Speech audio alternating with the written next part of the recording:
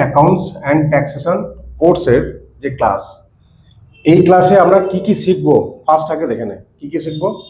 প্রথমে যেটা আমরা শিখবো সেটা হচ্ছে ট্যাক্স, কারণ এখানে যা কিছু আমরা কাজ করব ট্যাক্স রিলেটেড কাজ করব।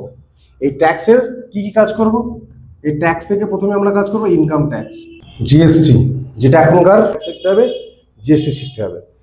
এরপর আরো যেটা থাকবে পি ট্যাক্স,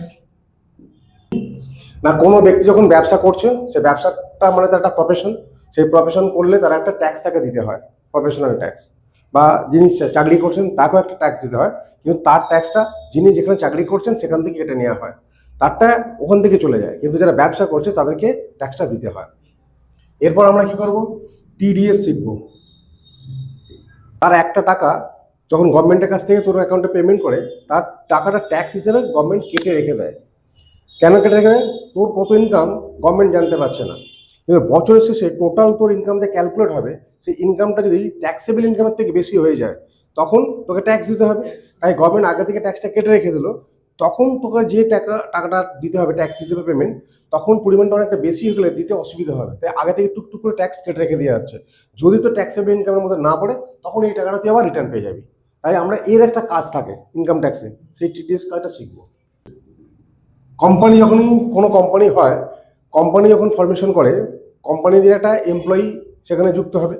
নির্দিষ্ট পরিমাণে একটা এমপ্লয়ি হওয়ার পর কোম্পানি থেকে পিএফ স্টার্ট করতে হয়। পিএফ মানে প্রভিডেন্ট ফান্ড, মানে সেই যে ব্যক্তি আমার কাছে সারা জীবন ধরে কাজ করছে তার ভবিষ্যতে কি পাবে, তার জন্য গভর্নমেন্টের পক্ষ থেকে একটা ভবিষ্যৎ নিধি বা পিএফ দিতে হয়। সেই পিএফ এর কিছু কাজ থাকে, সেই পিএফ এর কাজটা আমরা শিখবো। এই যে এমপ্লয়িগুলো কাজ করছে তাদের প্রত্যেকের একটা মেডিক্লেম দিতে হয়। যে কোনো মুহূর্তে দুর্ঘটনা ঘটতে পারে, যে কোনো মুহূর্তে যাই কিছু ঘটতে পারে, তার পরিবারের কোনো কিছু হতে পারে। তাই কোম্পানির পক্ষ থেকে গভর্নমেন্টের একটা রুলস করা আছে, যখনই তোমার এমপ্লয়ির সংখ্যা 20 টপকে যাবে আর 10-এর টপকে যাবে, তখন তোমাকে পিএফ এবং ইএসআই স্টার্ট করতে হবে। তাহলে ইএসআই প্রত্যেক মাসে কিন্তু পেমেন্ট করতে হবে। একটা বড় সফটওয়্যারের কাজ শিখতে হবে, সেটা হচ্ছে ট্যালি। আমরা যে অ্যাকাউন্টের কাজ করব, এই যে অ্যাকাউন্টসের কাজটা আমরা আগে কি করতাম, ম্যানুয়ালি করতাম। এখন কিন্তু আর ম্যানুয়ালি করবো না, এখন সফটওয়্যার আছে। কারণ এখন কাজের পরিমাণটা অনেকটা বেড়ে গেছে, পদ্ধতি অনেক বেড়ে গেছে, সিস্টেম অনেক বেড়ে গেছে। তাহলে সেটাকে আমরা একটা সফটওয়্যারের মাধ্যম দিয়ে তুলে নিয়ে আসবো, সেই ট্যালেন্টটা তোকে শিখতে হবে। এর পাশাপাশি একই ধরনের আর একটা সফটওয়্যার আছে, সেটা হচ্ছে বিজনেস সফটওয়্যার, যেটা শুধু এইগুলোর সঙ্গে সঙ্গে কম্পিউটার সম্পর্কে একটা ভালো নলেজ তো থাকতেই হবে। সেখান থেকে তোকে ওয়ার্ড, এক্সেল যাস, তাহলে এই কাজগুলো তোরা যদি শিখে মার্কেটে যাস, তোকে যে কোনো লোক অ্যাকসেপ্ট করবে। একটা কম income tax, GST, P tax, TDS, PF, ESI, এত কিছু শেখার পর যখন তুই দাঁড়িয়ে যাবি, তুই কমপ্লিট একটা অ্যাকাউন্টেন্ট হতে পারবি।